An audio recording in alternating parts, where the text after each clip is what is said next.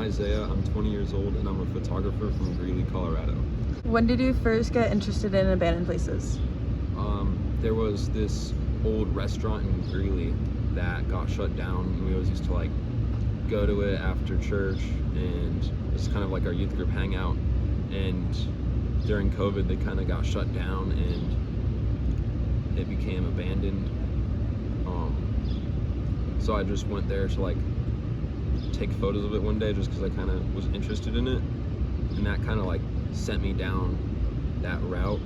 And then later on that year, I did a project on like I guess like beautiful places out on the prairie, and I saw this abandoned schoolhouse along the highway, and I kind of just stopped the car and checked it out, and that's kind of when I started getting interested in like abandoned places on the prairie.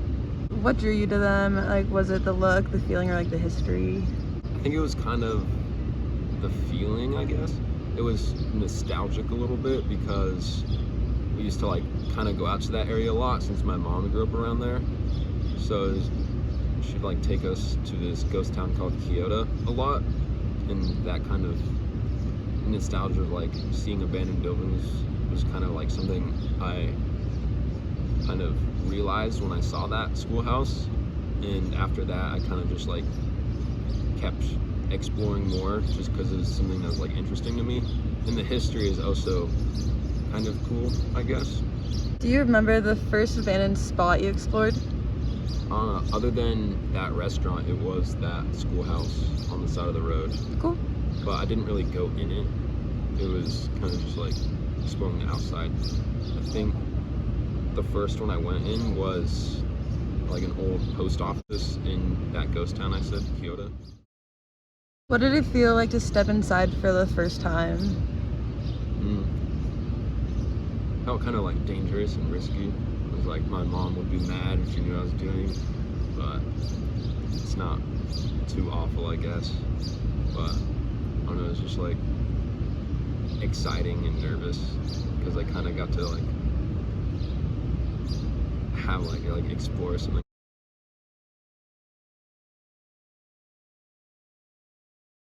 I've never like had the opportunity to before. Cool. How do you find the places you shoot? I use Google Earth principally, and I just like kind of scan satellite imagery to find most of them. But some of them I like see on Instagram. I like kind of scout out the location based on like, oh, they said it was like near this town or whatever, and then I like kind of go from like use that photo to like find where it is on the map and then kind of mark it down. Or I'll like see some when I'm driving around. That's like maybe 10% of them. What do you look for when deciding if it's like worth like exploring? I like to make sure it's like I'm not gonna get caught, so like there aren't like a ton of people driving by, or like it's not near someone's house. Because if it's like near someone's house, it's kind of like a little creepy to be there. Yeah. It's like, oh, I don't want to like disturb them or whatever. And I like ones that aren't too busy. And what I mean by that is like there's not like a bunch of like stuff in the front yard or whatever, backyard or whatever, that like would make it hard to photograph, I guess. Does that make sense? Yeah. Yeah.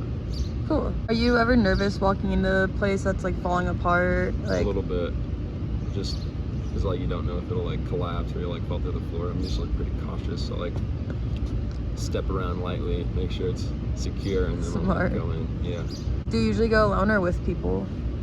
Maybe like half the times I'll be alone, but the other times I'll be with like a friend. Okay. Which is probably safer. Have you ever had any close calls or weird experiences?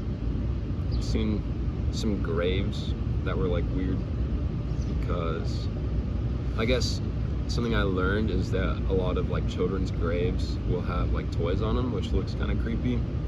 It's, I guess, interesting too. And some of them have like the ground is like sinking in, so it's kind of creepy.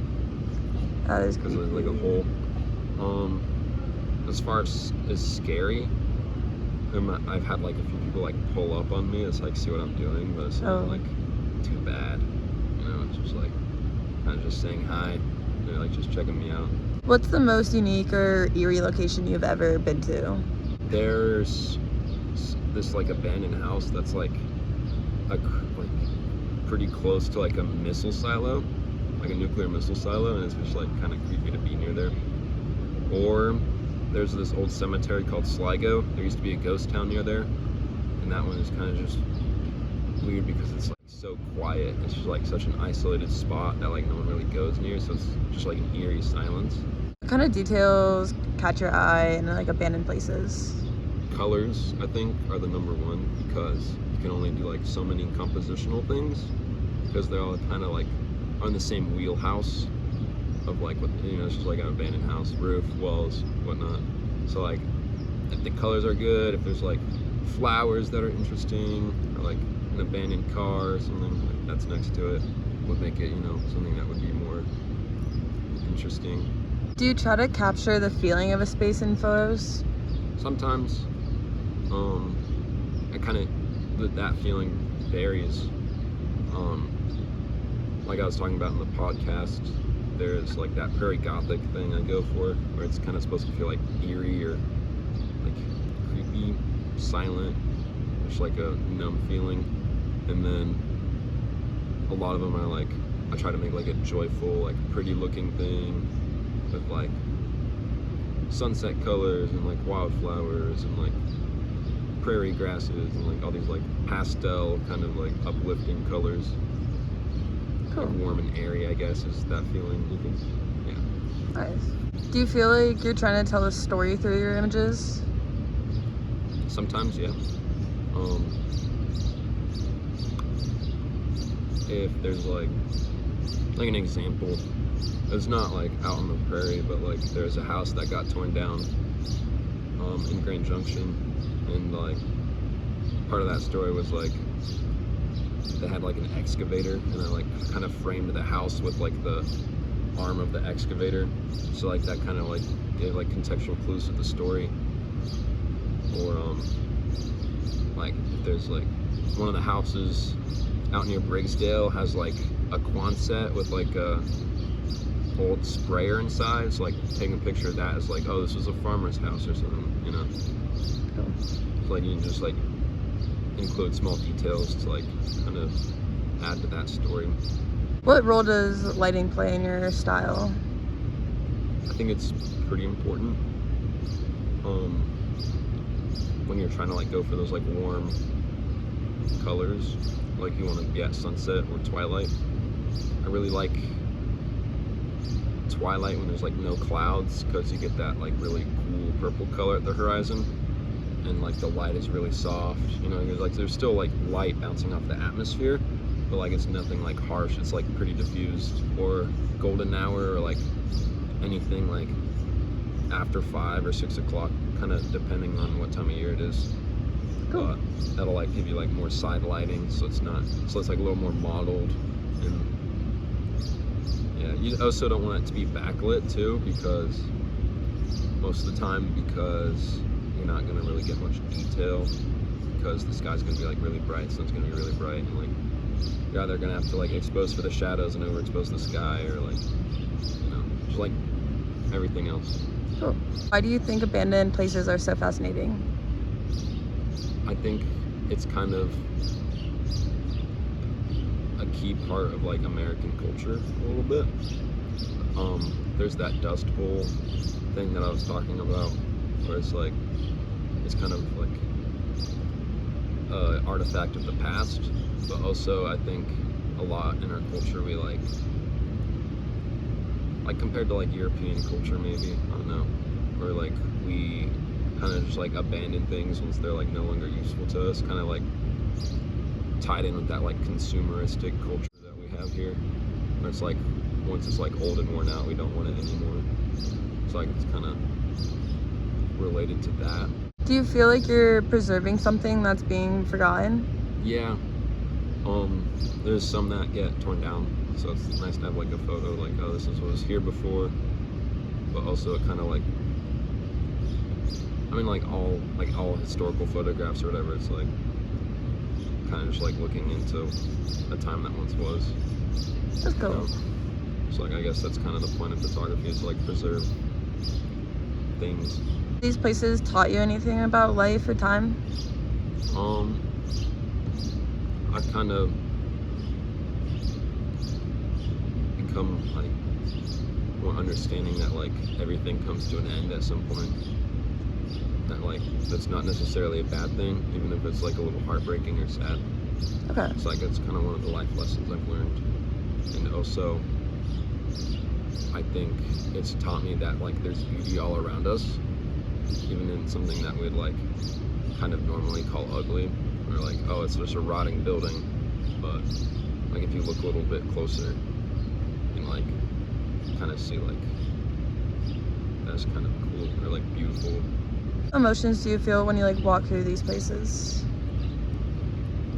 Other than kind of creeped out and like nervous, it's just kind of like that like boyhood excitement of like exploring something.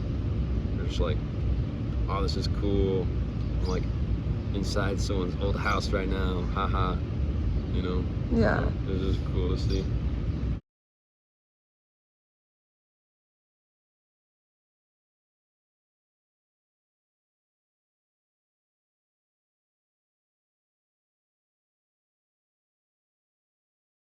Do you ever imagine who used to be there or what happened? Sometimes if it's like, if I've heard something online about it,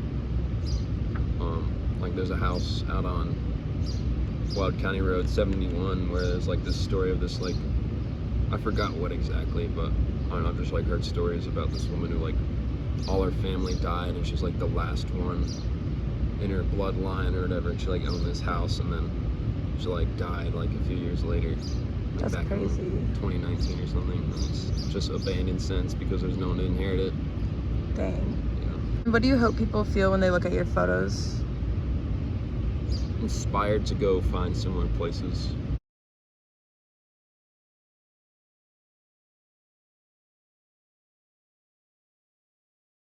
And pick up their camera, or I mean, if they don't even have a camera, just like go out and explore, see new places. Because there's this quote I found on the bottom of like a painted rock I saw in a park, made with a label maker, and it just said, "There's a whole world to enjoy."